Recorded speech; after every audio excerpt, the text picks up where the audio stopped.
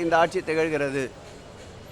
60 வயது கடந்த மூத்த குடிமக்கள் அறுபடை வீடுகள் ஒரே நேரத்தில் தரிசனம் செய்ய வேண்டும் என்ற கோரிக்கையை ஏற்று அந்த அறுபடை வீடு தரிசனத்திற்கு கட்டணமில்லாமல் குளிர்சாதன வசதியோடு பேருந்துகள், 4 நாள் பயணமாக உண்டு உறைவிடம், அதோடு சிறப்பு தரிசனம், அனைத்து திருக்கோயில்களிலும் தெய்வத்திற்குண்டான பிரசாதங்கள் போன்றவற்றை இந்த ஆட்சி ஏற்பட்ட பிறகு இதுவரையில் 2015 பேர்களை இந்த அறுபடை வீடு தரிசனத்தை என் பெருமான் முருகனை மனதார கண்டுகளிக்கின்ற ஒரு வாய்ப்பை திராவிட மாடல் அரசு உருவாக்கி தந்தது. அதன் தொடர்ச்சியாக இந்த ஆண்டு 2000 பேர்கள் அறுபடை முருகன் தரிசனத்தை காண வேண்டும் என்ற உத்தரவுக்கிணங்க ரூபாய் 2,15,00,000 அரசே மானியமாக வழங்கி இன்றைக்கு கந்தக்கோட்டை முருகன் பெருமாள் திருக்கோயிலிருந்து 199 பேர் இந்த யாத்திரைக்கு புறப்பட்டிருக்கின்றார்கள்.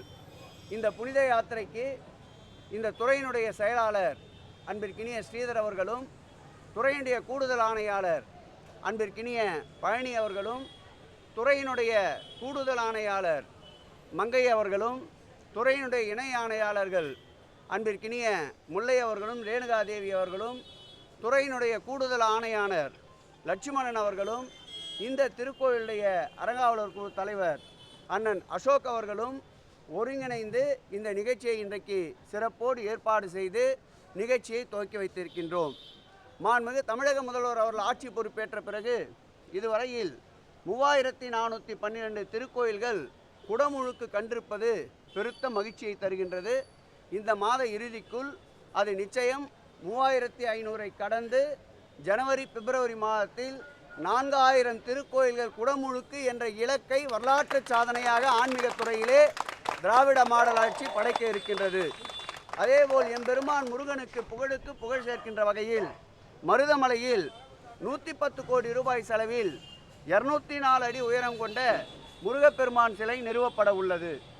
அதேபோல் திண்டலில் 207 கோடி ரூபாய் செலவில் நம்முடைய அருமையண்ணன் வீட்டு வசதித்துறை அமைச்சர் முத்துசாமி அவர்களுடைய ஒத்துழைப்போடு மாண்புமிகு முதல்வர் அவர்கள் உத்தரவுக்கேற்ப 30 கோடி ரூபாய் செலவில் 207 அடி உயரமுள்ள முருகர் சிலை நிறுவப்பட உள்ளது.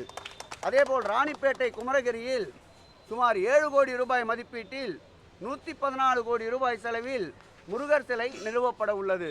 அதோடு மட்டுமில்லாமல் இந்த ஆட்சி பொறுப்பேற்ற பிறகு திருக்கோயிலின் குடமுழுக்கு என்று கணக்கெடுத்து கொண்டால் 131 திருக்கோயில்களில் என் அப்பன் முருகனுக்கு மாத்திரம் குடமுழுக்கை கண்டிருக்கின்றோம்.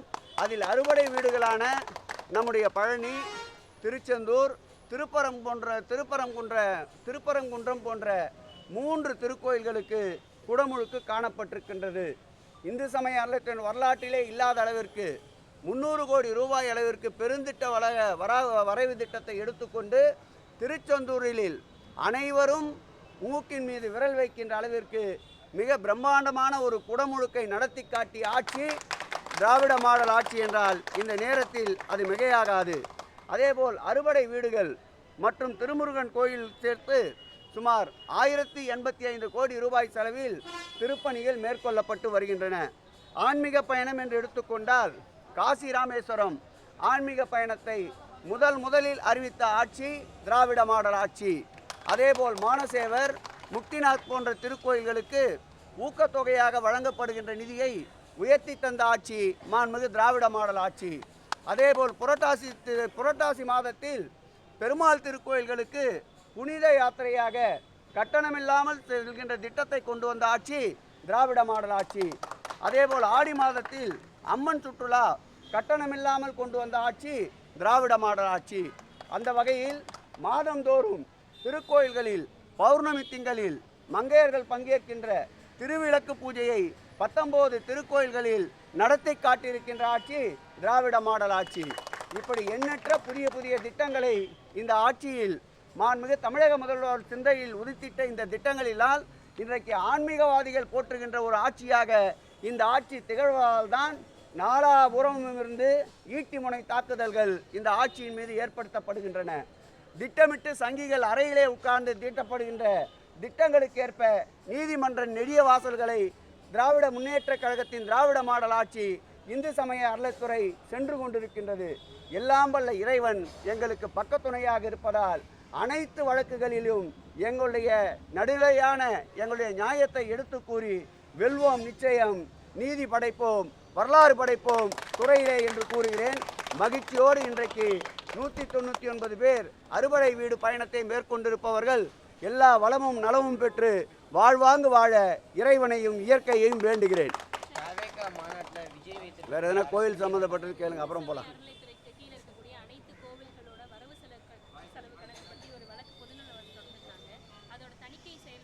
நிச்சயமாக தெளிவாக அன்றைக்கே நீதிமன்றத்தில் எடுத்துரைத்திருக்கின்றோம்.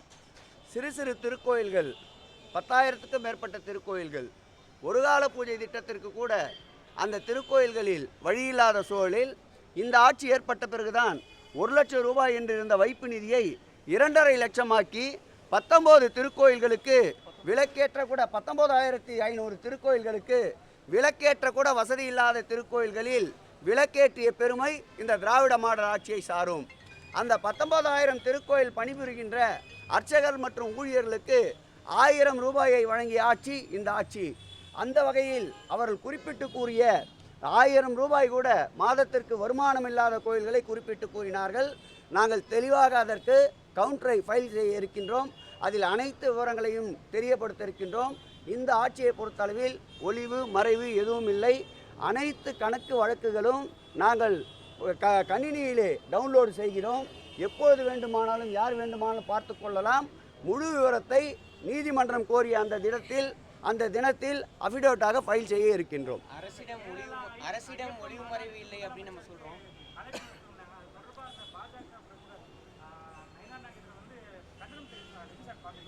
நயினார் நாகேந்திரன் அரண்டு மிரண்டு போயிருக்கின்றார். இது ஏற்கனவே இந்த ஆட்சியின் மீது ஆன்மீகத்துக்கு எதிரான ஆட்சி என்ற வலையை வீசலாம் என நினைத்தார்கள். அந்த வலையை அறுத்தெறிந்து இது ஆன்மீகவாதிகள் ஆட்சி என்று நிரூபித்த பெருமை திராவிட மாடல் ஆட்சியுடைய நாயகன் மாண்புமிகு முதல்வர் அவர்களை சாரும். தற்போது அவர்கள் விடுத்த அழைப்பை ஏற்று அதில் கலந்து கொண்டால் அவருடைய பிம்பம் முழுவதுமாக இடித்து தரைமட்டம் ஆக்கப்படும் என்பதால் பயத்திலே அவர் விடுகின்ற அறிக்கை எப்பொழுதும் போல் மாண்புமிகு முதல்வர் அவர்கள் ஏற்கனவே அவருடைய திட்டமிடல் பயணத்தில் மாறுதல் செய்ய முடியாத சூழல் இருப்பதை அன்றைய தினம் இந்து சமய அறநிலைத்துறையினுடைய கேரளா மாநிலத்துடைய அமைச்சர் வாசன் அவர்கள் சந்தித்த போது தெளிவாக எடுத்து கூறியிருக்கின்றார். நானும் நம்முடைய அமைச்சரவையில் இருக்கின்ற தியாகராஜன் அவர்களும் அந்த நிகழ்விலே பங்கேற்க இருக்கின்றோம்.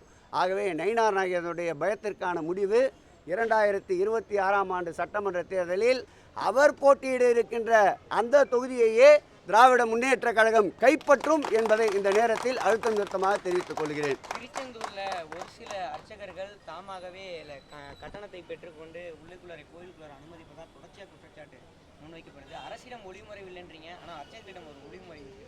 அர்ச்சகர்களிடம் ஒளிமுறையை ஏற்படுத்த வேண்டும் என்பதற்காகத்தான் பல்வேறு வகையில் நடவடிக்கைகளை எடுத்துக்கொள்ளுகின்ற பொழுது நீதிமன்றத்திற்கு செல்கிறார்கள். நீதிமன்றத்திலும் அவ்வப்போது எங்களுடைய நியாயத்தை எடுத்து சொல்லி அதற்குண்டான தீர்ப்பனையும் பெறுகின்றோம். கூடிய விரைவில் அதை ஒரு ஒழுங்குமுறைப்படுத்தி எந்த விதமான கையூட்டும் இல்லாமல் தரிசனம் பெறுகின்ற ஒரு சூழலை நிச்சயம் துறை மேற்கொள்ளும், நடவடிக்கை எடுக்கும்.